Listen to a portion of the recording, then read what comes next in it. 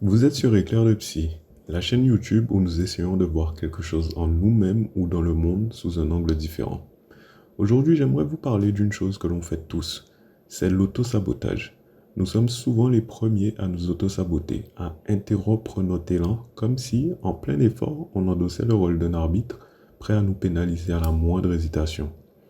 Cette image de l'arbitre, je l'emprunte au monde du sport de haut niveau. Quand vous êtes plongé dans l'action sur un terrain de football par exemple, votre attention est dirigée vers le jeu, donc à faire la balle avancer, créer des opportunités ou marquer des buts. Ce n'est donc pas à vous de vous arrêter au moindre doute pour vérifier si vous respectez chaque règle à la lettre. Bien sûr, le respect des règles compte, mais ce n'est pas à vous de vous transformer en arbitre pendant que vous jouez. Il y a déjà quelqu'un pour ça.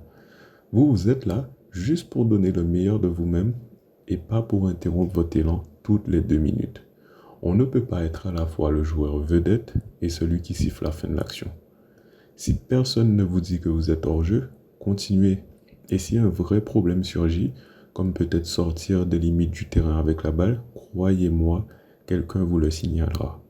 Vos collègues, vos proches, vos partenaires, il y aura toujours quelqu'un pour vous dire « Ah, là, t'as dépassé la limite ». Après, attention, je n'encourage pas à tricher ou à foncer tête baissée sans conscience. Il ne s'agit pas d'ignorer les règles ou d'agir sans éthique. Mais si vous passez votre temps à vous surveiller comme un policier, vous perdez une énergie précieuse. Et c'est autant de ressources mentales que vous n'investissez pas là où elles comptent vraiment, dans l'action, la progression et le résultat.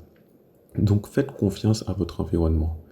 Il y aura toujours des signaux extérieurs pour vous alerter en cas de vrai dérapage, sous forme peut-être d'une discussion ou d'une remarque. Et ça suffit amplement. D'ailleurs, ça me fait penser à l'apprentissage de la musique. Un musicien qui ne fait jamais une fausse note en répétition n'est pas en train de progresser. Il joue simplement ce qu'il maîtrise déjà.